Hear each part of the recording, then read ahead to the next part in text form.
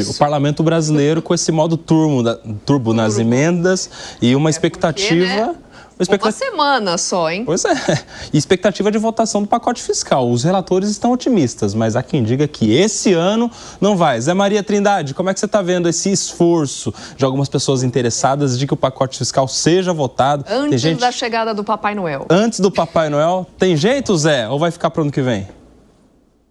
Pois é, aqui tem uns termos, né, que têm significados próprios. Por exemplo, esforço concentrado, dizem que a tradução seria: vamos fazer o que não fizemos durante o ano, ou seja, vamos fazer um ajuntamento. E aí, nesse esforço concentrado, foi eleita a pauta econômica do governo. Mas só o projeto, o conteúdo, o Congresso quer ser dono, ou seja, pode mudar o pacote de corte de gastos e pode também mudar a regulamentação da reforma tributária do que foi aprovada no Senado Federal. Isso está em debate. Ainda não há uma decisão, um martelo final, se mantém o que foi modificado no Senado, e esta é uma tendência, né? Ou se muda alguma coisa na Câmara. E quanto ao pacote de gastos, alguns deputados e senadores de oposição querem mudar. E alguns querem reduzir o impacto dos cortes. Afinal, ninguém quer fazer cortes, né? Mas olha, tudo isso em poder das emendas parlamentares. Por aqui, os deputados costumam levantar as mãos e dizer: emenda parlamentar tem poder.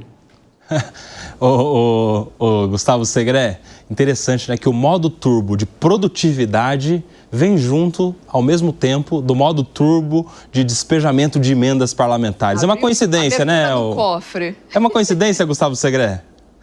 É uma vergonha, Nelson. É uma vergonha que os políticos se dirijam dessa forma. É uma falta de respeito ao eleitor e ao povo. Imagina se isso não é chantagem. Como fala o Piperno, e está certo, é parlamentarismo de extorsão, puro parlamentarismo de extorsão. E a colocação na pauta, como o presidente da Câmara dos Deputados, Lira, avisou o presidente Lula, não garante aprovação. O que me preocupa é que, se alguém está supondo que dá para cortar menos, está profundamente errado. Vai ter que cortar mais. O arcabouço fiscal durou a metade do mandato do presidente Lula. 2 aninhos e já teve que ir para a UTI de novo. E faço menção da UTI em função da situação pela qual já saiu o presidente Lula. Quando a gente vê alguns indicadores econômicos, e eu lamento muito que a maioria dos congressistas esteja mais preocupado com pegar a grana das emendas que com ler o que pode vir a acontecer na economia, se o PIB vai desacelerar no ano que vem, e ele vai, mesmo que com anabolizante, como nesse ano o governo colocou para que exploda o crescimento do PIB, o gasto público vai continuar igual ou aumentando 0,6%.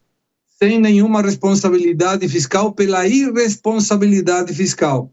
Mas se a arrecadação diminuir porque a economia diminui o crescimento, não haverá dinheiro.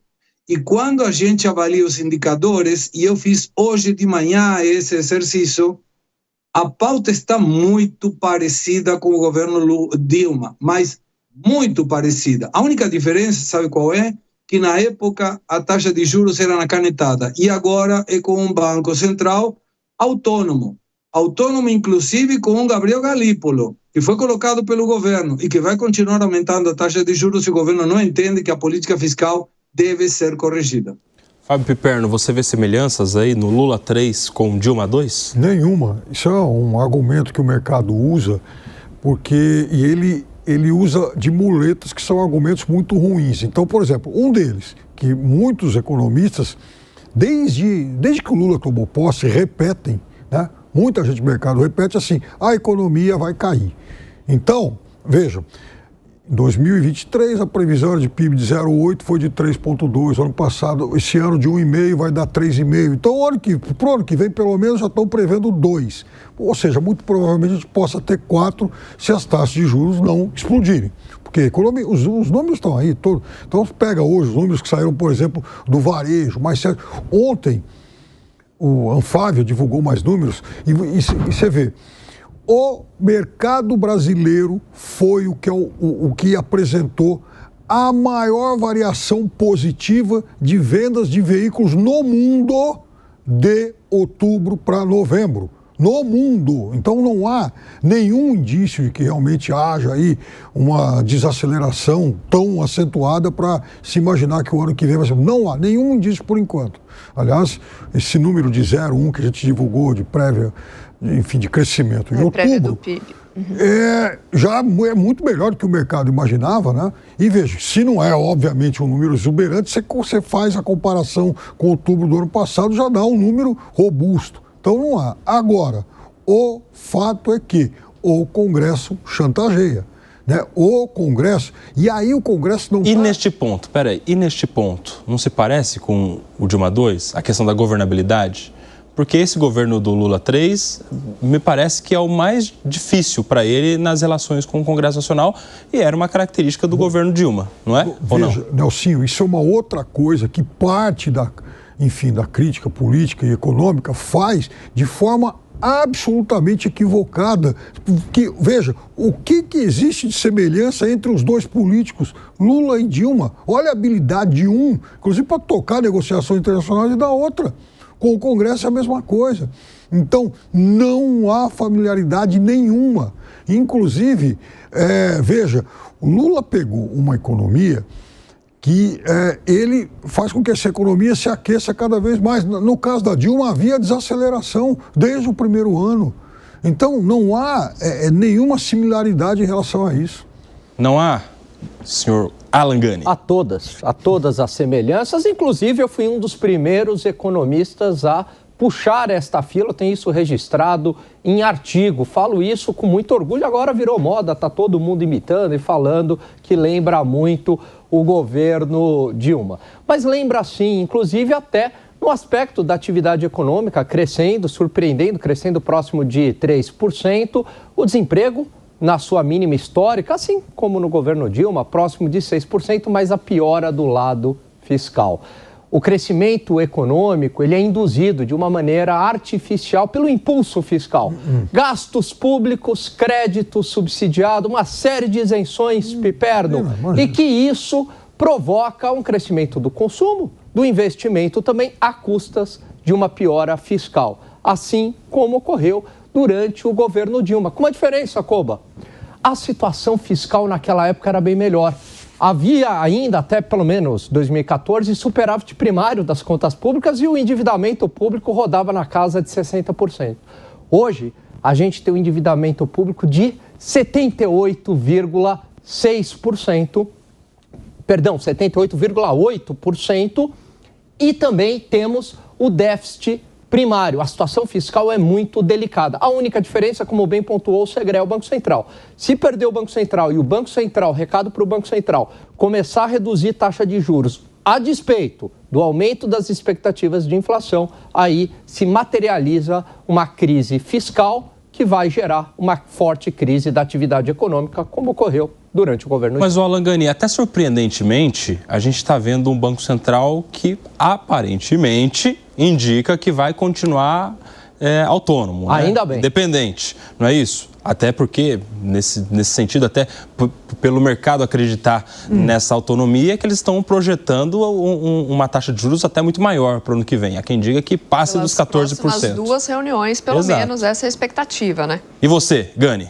Olha, tudo vai depender de como que o Banco Central vai reagir. Por enquanto, a reação é bastante positiva, inclusive já contratou 2 aumentos de 1 ponto percentual, um remédio amargo, porém necessário. Por quê? Porque como o governo não faz a lição de casa do ponto de vista fiscal, o Banco Central tem que ligar a turbina do avião em dobro, né? Ele tem que fazer um trabalho ainda maior do lado monetário, subindo ainda mais a taxa de juros para controlar o descontrole fiscal. O Banco Central faz um bom trabalho. Agora, se ceder a pressões políticas, aí acabou. Fábio Piperno é contra a tese do remédio amargo. É isso, Piperno? Ele estava se contorcendo ali ao lado do Eu fico imaginando o seguinte, mini AVC. Vamos, em 2022, o economista Felipe Salto foi eleito o melhor economista do país, lá pela Ordem dos Economistas e tal, ganhou os prêmios aí e tal.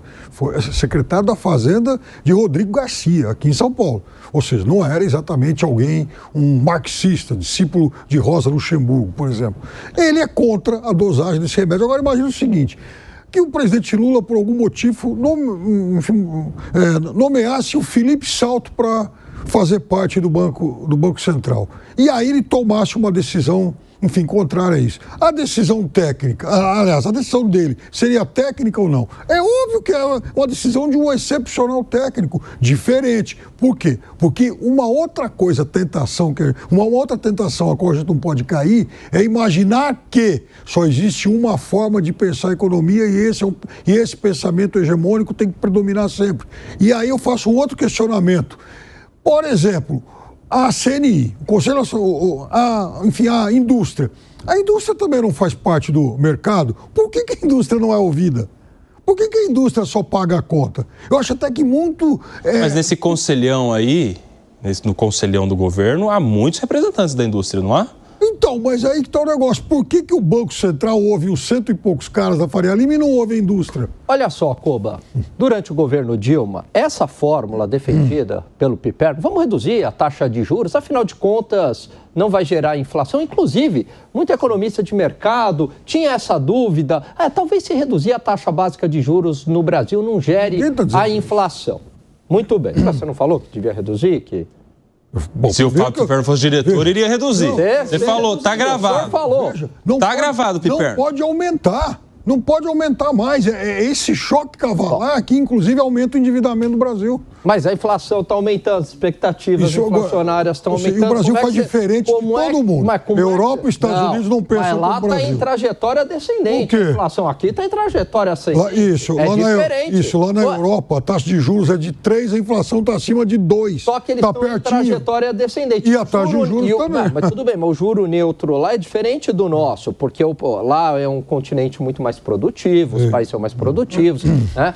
A nossa situação aqui fiscal, dada a nossa realidade, é mais problemática. Aí lá no governo Dilma, o que fizeram?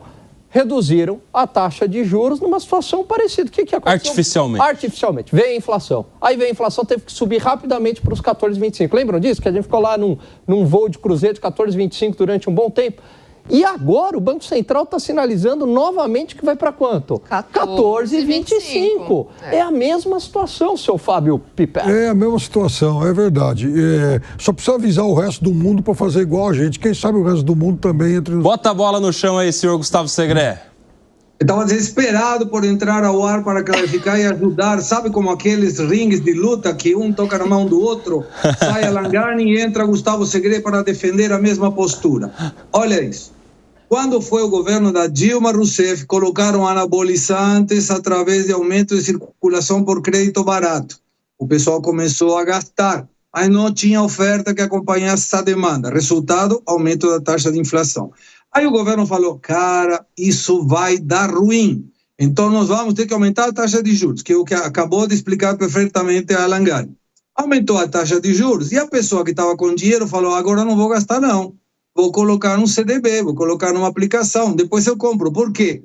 Porque faz uma conta dizendo, se eu hoje vou comprar um produto A e a taxa de juros está positiva em termos reais, ou seja, positiva em termos da inflação, eu não compro agora se eu posso evitar, coloco o dinheirinho no banco, daqui a um tempo pego o dinheiro, compro esse mesmo bem e sobra dinheiro. Mas tinha uma oferta que vinha para atender a demanda e essa demanda sumiu. Quando a demanda sumiu, o que acontece com a atividade econômica? Cai. E quando cai a atividade econômica, cai a arrecadação. Mas o gasto público estava lá nas nuvens. E aí era um caminho sem retorno. Eu vou responder a pergunta para o Piperno. Sabe como poderia fazer isso? E, de fato, o governo argentino fez isso. Taxa de juros 32%, inflação anual 166%. Mas, qual era o custo disso? Cortou 5 pontos do PIB de gasto público. Sabe quanto isso seria para o PIB brasileiro? 600 bilhões. E o governo do Lula não vai cortar. Então, estamos caminho ao desastre econômico de novo? Sim, senhor. E se não, é só esperar. Daqui a um tempo a gente conversa. Essa é uma esperança da direita política e econômica, ou seja, de entrar em desastre econômico, mas não vai. Pode ficar tranquilo que não vai. Vocês estão esperando isso há 2 anos, ansiosamente. Aliás, deram 6 meses para o Brasil virar uma Argentina ou Venezuela. Não vai. A diferença, Piperno, é a seguinte: ideologicamente, a gente pode estar de acordo ou não com o governo, mas eu não desejo que o governo se dê mal, porque se o governo se dá mal, eu me dou mal junto com o governo. E essa é a enorme diferença entre a esquerda e a direita. Quando a esquerda perde uma eleição, tenta destruir o país. Quando ela ganha, ela consegue. A direita está preocupada, inclusive, porque, enfim, o presidente Lula já, né, aparece bem em algumas pesquisas, mas o fato é o seguinte, as coisas não são assim. E você disse, inclusive na tua avaliação sobre a Dilma, do crédito barato, por exemplo. De fato, naquele momento as taxas baixaram bastante. Agora, quem disse que aqui no Brasil o crédito está barato? É esse jogo de palavras que às vezes engana. Ou aqui no Brasil o crédito não está barato, ele já está muito caro e querem encarecer mais ainda.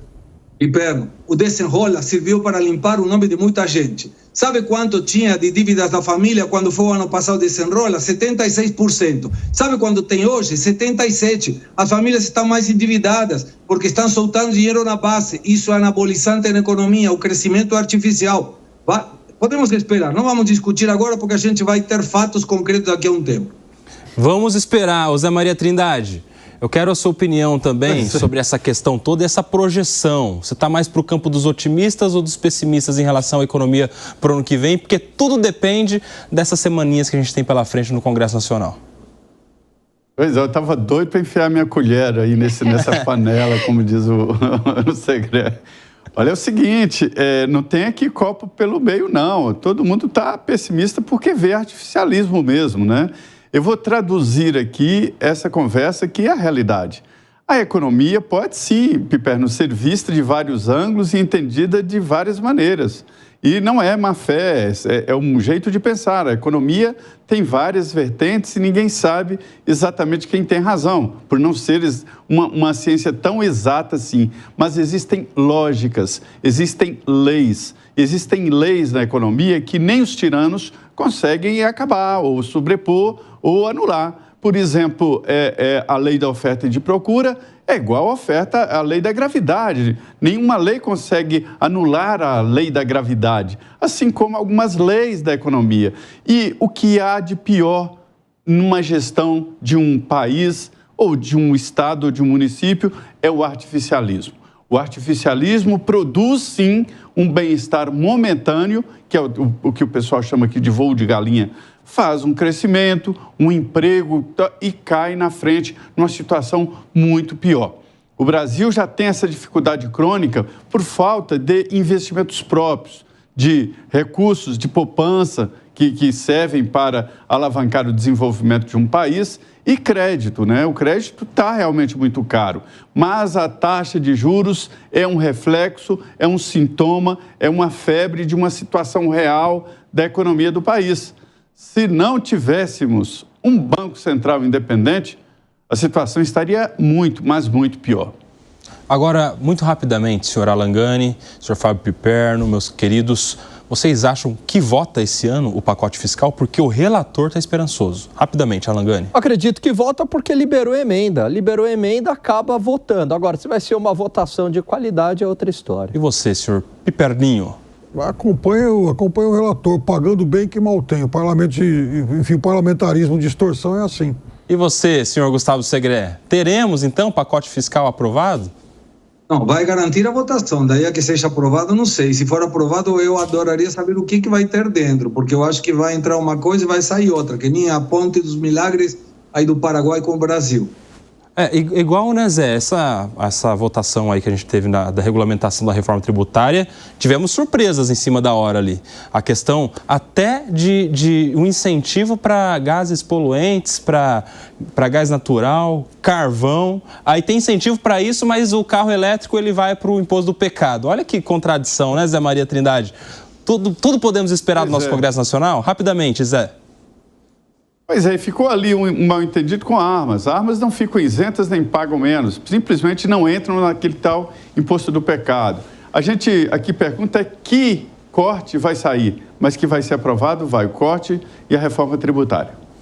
E essa coisa da arma aí, interessante que a confusão foi do próprio líder do governo, né? O senador Randolph falando que vai pagar menos na arma do que no brinquedo. As na verdade, flores. Exato. Na verdade, não vai pagar menos. A arma vai continuar com o imposto padrão, com o IVA. Só não vai estar mais super tributada. Falei certo, Alangani? É isso aí. Confirma pra mim. Não cai mais no imposto do pecado. Inclusive, a gente até discutiu isso aqui no programa de ontem. Então, tem o IVA padrão, né?